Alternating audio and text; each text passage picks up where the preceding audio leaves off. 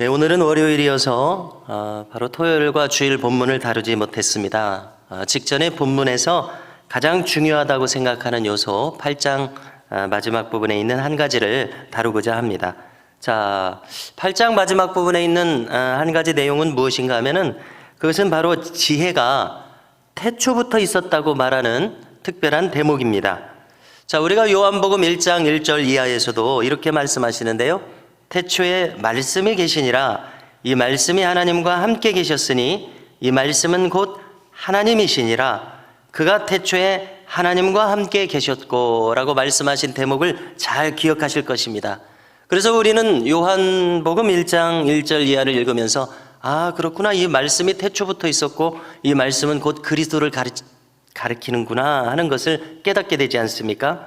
자, 그런데 로마서 잠언 8장 말미를 보니까는 이 지혜가 태초부터 있었다고 말씀하는 겁니다. 그렇기 때문에 우리는 태초부터 있는 이 지혜와 특별히 잠언서를 지금까지 읽어보니까 이 지혜를 지혜 여인이라고 해서 의인화시켜서 마치 사람을 대하는 것처럼 인격으로서 묘사하고 있지 않습니까? 그러니까 이 지혜는 곧 그리스도시라는 것을 알게 되는 겁니다. 참으로 놀라운 발견이라고 생각하고요. 우리가 잠언을 읽으면서 바로 이 지혜자, 지혜의 여인이 그리스도의 말씀을 나타내고 있다는 것을 염두에 둔다면 잠언을 읽는 데 큰 유익이 있을 것입니다. 특별한 대목이라고 생각을 하고요. 자, 그러면은 오늘 본문은 한마디로 이 의인화된 지혜 여인과 본문 마지막 부분에 보면은 어리석은 여인이 나오고 있습니다. 우매 여인이라고 이렇게 칭하면서 이 두 의인화된 지혜와 우매자가 대조적인 것을 나타내는 장입니다. 자, 어리석은 여인, 이 우매 여인도 인간들을 초청하고 있습니다. 지혜 여인이 초청하는 것처럼 이리 오라고 초청하고 있습니다. 성도 여러분, 우리가 어떤 초청에 응해야 하겠습니까? 당연히 지혜 여인의 초청에 응해야 합니다.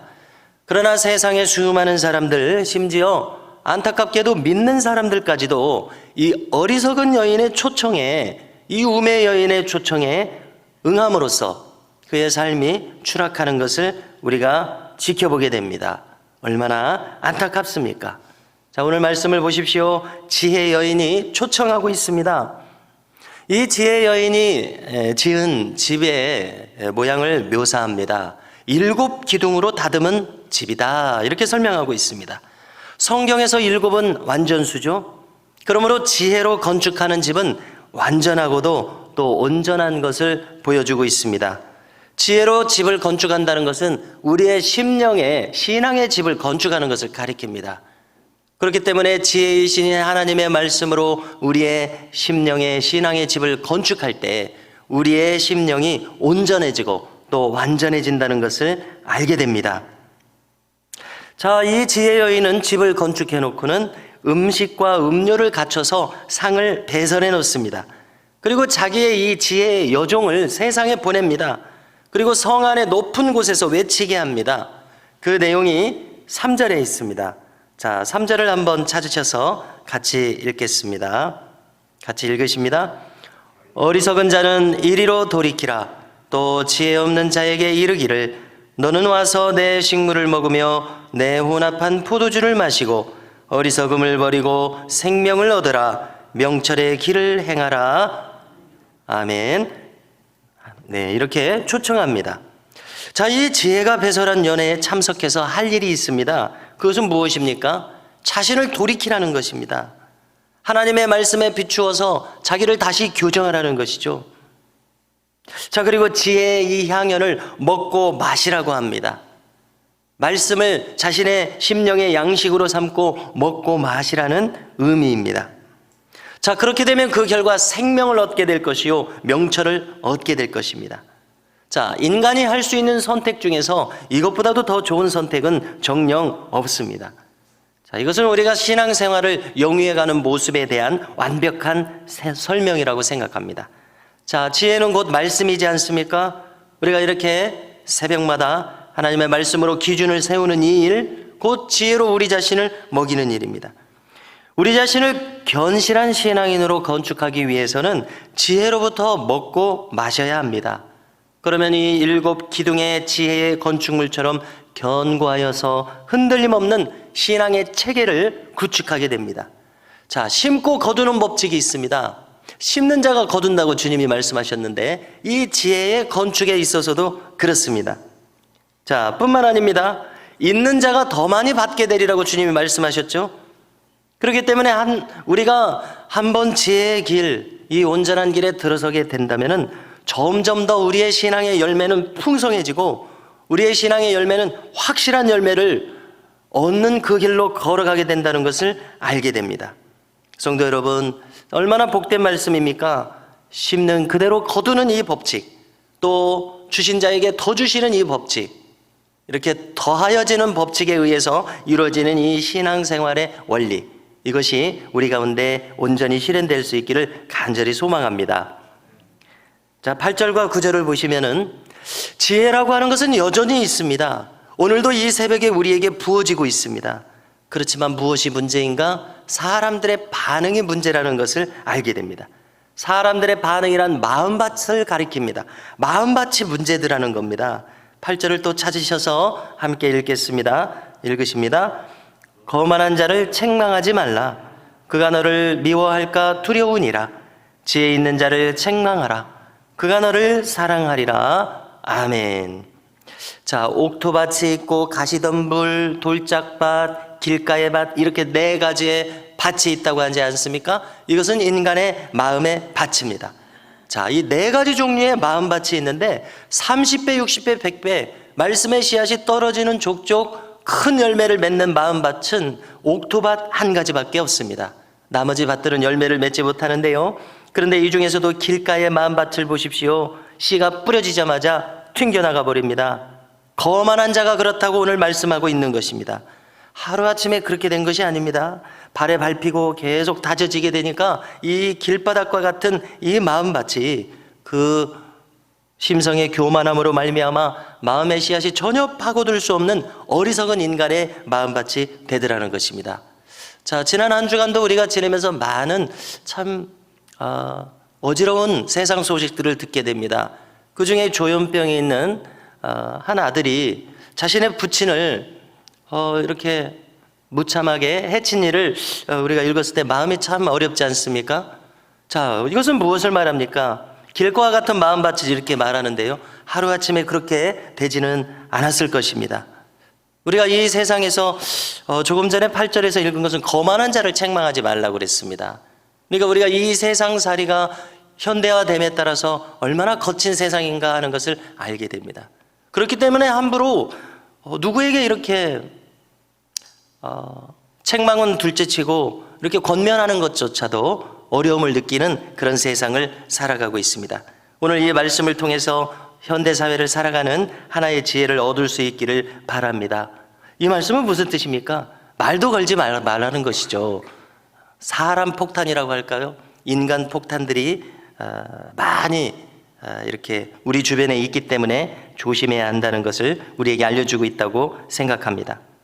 자, 그렇지만 지혜 있는 자는 어떻게 합니까? 그는 항상 배우려는 마음을 가지고 있습니다.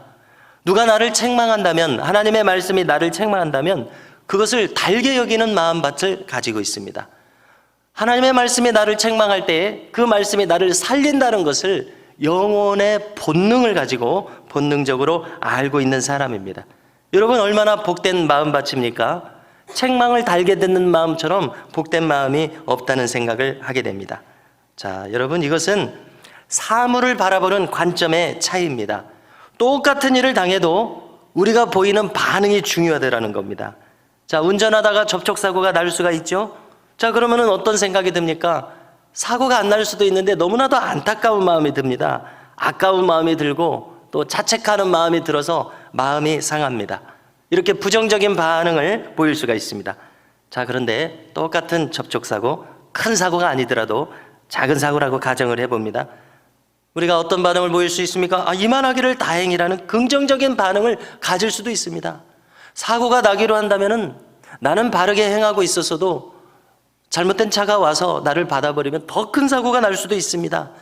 그런데 이만하기 다행이고 그래서 감사하다는 긍정적인 반응을 가질 수 있습니다. 자, 이 두 반응은 마음이 상하고 상하느냐 상하지 않느냐는 차원에서라도 천지 차이라는 것을 알게 됩니다. 그러므로 우리는 어떻게 반응할 것인가, 우리의 마음밭을 잘 관리할 수 있어야 되겠습니다. 뿐만 아닙니다. 9절을 보십시오. 9절을 함께 읽으시겠습니다. 지혜 있는 자에게 교훈을 더하라. 그가 더욱 지혜로워질 것이요 의로운 사람을 가르치라. 그의 학식이 더하리라. 아멘. 자, 조금 전에 언급했습니다마는 성경은 이렇게 있는 자가 더 받는 원리를 말씀하고 있습니다. 우리 예수님께서 그 말씀을 하셨는데요, 구약에서도 이런 내용을 발견하게 되니까 참 반가운 마음이 듭니다. 부정적으로 반응하고 보여지는 현상과 사실만을 읽는 반응은 우리의 영혼의 발전이 없다는 것을 알게 됩니다. 그러나 어떤 일을 당하더라도 그 일에 대해서 긍정적으로 반응하고 보이는 현상과 사실 이면에 있는 미래와 소망을 읽는 반응은 천지 차이의 결과를 낳습니다. 자, 요즘 우리 청소년들은 게임 같은 것을 많이 합니다.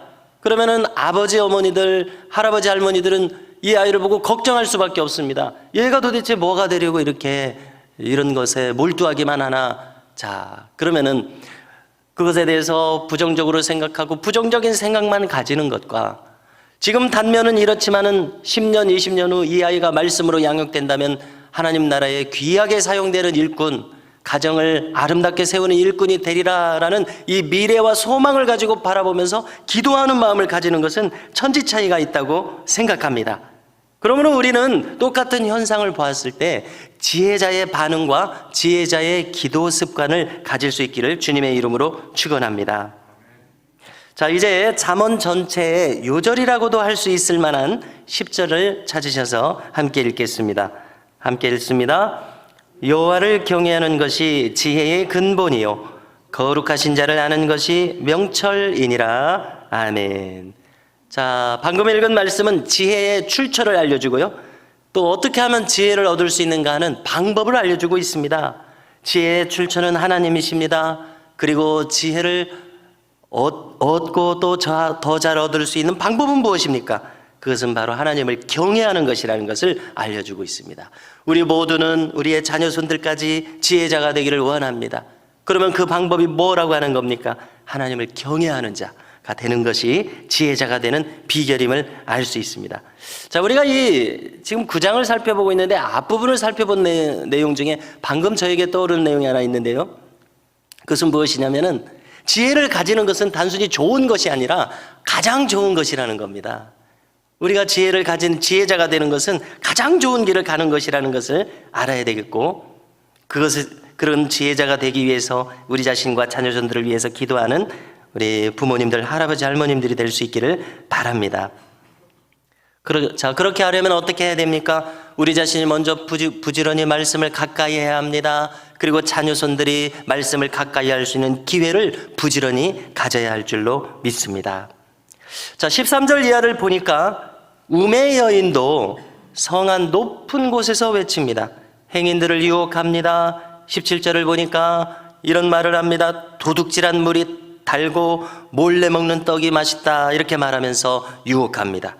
자, 만약에 그 유혹에 빠져든다면은 스올의 깊은 곳, 즉 사망의 길로 빠져들어가 버릴 것이라고 경고하는 말씀을 읽게 됩니다. 성도 여러분, 오늘도 우리 모두가 하나님을 경외함으로 말미암아 지혜자의 길을 걸어갈 수 있기를 주님의 이름으로 축원합니다.